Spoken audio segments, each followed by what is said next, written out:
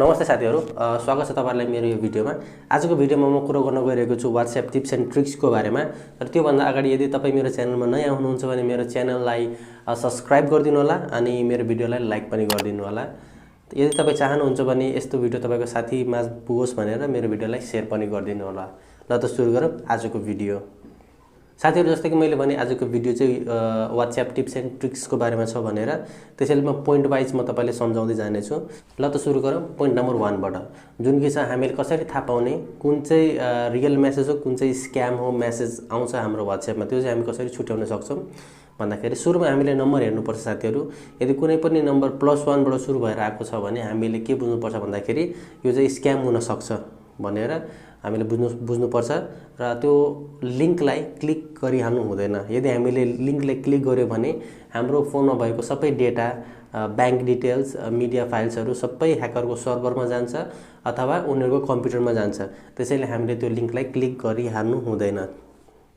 यस्तो प्रकारको ह्याकिङबाट हामी कसरी बच्न सक्छौं त भन्दाखेरि हामीले WhatsAppलाई जहिले पनि 2 स्टेप भेरिफिकेसन भनेर सिक्युरिटी राख्नुपर्छ, सेक्युर गरेर राख्नुपर्छ।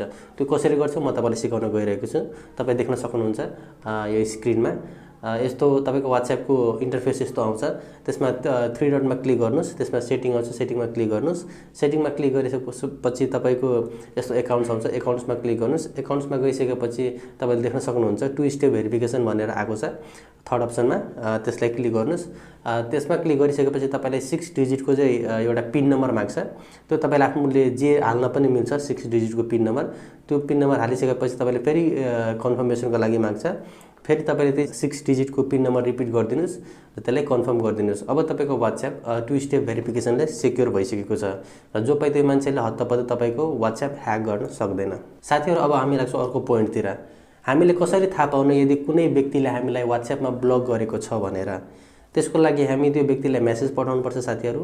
तपाई देख्न सक्नुहुन्छ स्क्रिनमा यदि त्यो व्यक्तिले हामीलाई ब्लक गरेको छ भने तपाईले देख्न सक्नुहुन्छ यस्तो सिंगल टिक लागेर आएको हुन्छ र कुनै नर्मली हामीले कुनै व्यक्तिलाई मेसेज पठायो भने यो सिंगल टिक हुँदैन साथीहरु, यो डबल टिक हुन्छ र उ व्यक्तिले मेसेज हेरिसकेपछि चाहिँ यो डबल टिक चाहिँ ब्लू कलरमा आउँछ। त्यो व्यक्तिले मेसेज नहेरुन्जेलसम्म यो टिक चाहिँ ब्लू हुँदैन साथीहरु। त्यसैले हामी यसरी थाहा पाउन सक्छौं यदि कुनै व्यक्तिले हामीले मेसेज पठाउँछौं र त्यसमा सिंगल टिक मात्र आयो भने यसको मतलब त्यो व्यक्तिले हामीलाई WhatsAppमा ब्लक गरिराखेको हो। साथीहरु, जस्तै कि मैले भने कुनै पनि व्यक्तिले हाम्रो मेसेज पढ्यो भने हामी कहाँ ब्लू टिक लागेर आउँछ भनेर। तर यदि तपाई कुनै साथीको WhatsApp मेसेज पढ्न चाहनुहुन्छ तर तपाईले चाहनुहुन्छ कि उसलाई थाहा नहोस् मैले पढिसकेको छु भनेर, त्यसको लागि साथीहरु जब उले WhatsAppमा मेसेज पठाउँछ तपाईको मोबाइलको अनलक गर्नुस् र माथि स्वाइप डाउन गर्नुस् माथिबाट र तपाईले त्यो मेसेज पढेर त्यसपछि स्वाइप गरिदिनुस्। स्वाइप गरेपछि तपाईको WhatsApp खोल्नु परेन र तपाईको साथीलाई थाहा पनि हुँदैन कि तपाईले त्यसको मेसेज पढिसक्नु भएको छ भनेर।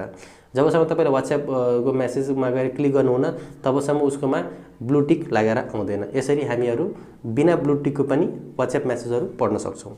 साथीहरु, म WhatsApp को फिचर्सको बारेमा कुरा गर्न गइरहेको छु, जुन कि छ कुनै पनि साथीले यदि तपाईले भोइस मेसेज पठायो, अब त्यो कुन चाहिँ कस्तो खालको भोइस मेसेज हो त? इनएप्रोप्रिएट नि हुन सक्छ तपाईको साथीभाइ फ्यामिलीहरुसँग।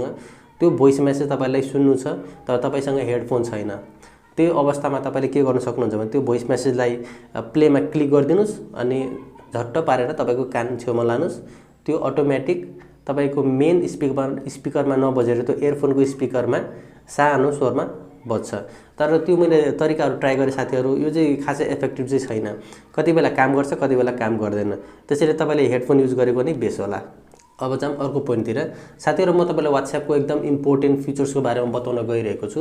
यदि तपाई चाहनुहुन्छ भने तपाईको साथी अथवा तपाईको गर्लफ्रेन्ड कोहीसँग च्याट गर्दैछ र त्यो च्याट तपाईले पुरै पढ्नु छ भने त्यो च्याट तपाईको मोबाइलमा कसरी पढ्न सक्नुहुन्छ त्यो ट्रिकको बारेमा तपाईलाई बताउन गइरहेको छु। त्यसको लागि तपाईले आफ्नो साथी अथवा गर्लफ्रेन्डको मोबाइल एकछिन माग्नुस्। मागिसकेपछि तिनीहरुको च्याट ओपन गर्नुस्। च्याट ओपन गरिसकेपछि तपाईले 3 डटको अप्सनमा क्लिक गर्नुस्। 3 डटको अप्सनमा क्लिक गरेपछि तपाईले मोरको अप्सन देख्नुहुन्छ। मोरमा क्लिक गर्नुस्। मोरमा क्लिक गरिसकेपछि त्यसपछि तपाईले एक्सपोर्ट च्याट भनेर अप्सन देख्नुहुन्छ।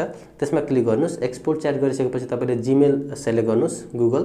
त्यसमा क्लिक गरेर तपाईको जीमेल आईडी त्यसमा हाल्दिनुस् र सेन्ड गरिदिनुस्। त्यसको फुल मेसेज तपाईँले यदि चाहनुहुन्छ भने त्यहाँ अप्सन पनि देखाउँछ मिडिया फाइल्सहरु चाहिए कि चाहिएन भनेर। त्यो पनि सबै तपाईले आफ्नो जीमेलमा हेर्न मिल्छ। त्यो गरिसकेपछि तपाईको आफ्नो जीमेल आईडी लगइन गर्नुस् र ओपन गर्नुस्, त्यो मेसेजहरु पुरै तपाईको जीमेलमा आइसकेको हुन्छ। हस् त साथीहरु, आजको लागि यति नै। तपाईलाई यो भिडियो कस्तो लाग्यो प्लिज मलाई कमेन्ट गरेर तल भनिदिनु होला। अनि यस्तै भिडियो फ्युचरमा अपडेट चाहनुहुन्छ भने मेरो च्यानललाई प्लिज सब्स्क्राइब गरेर राखिदिनु होला। हस् त, thank you for watching my video guys.